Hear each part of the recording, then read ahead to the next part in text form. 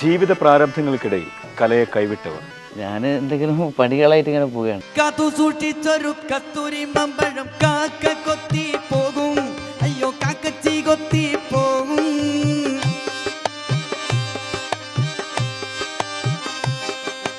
നോക്കി വെച്ചൊരു കരകര പഴം നോട്ടം തെറ്റിയാൽ പോകും, നിന്റെ നോട്ടം തെറ്റിയാൽ പോകും.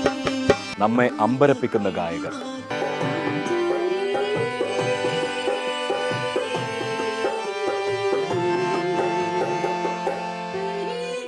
തൊഴിലാളികൾ, വീട്ടമ്മമാർ, അധ്യാപകർ തുടങ്ങി വിവിധ മേഖലകളിലുള്ളവർ.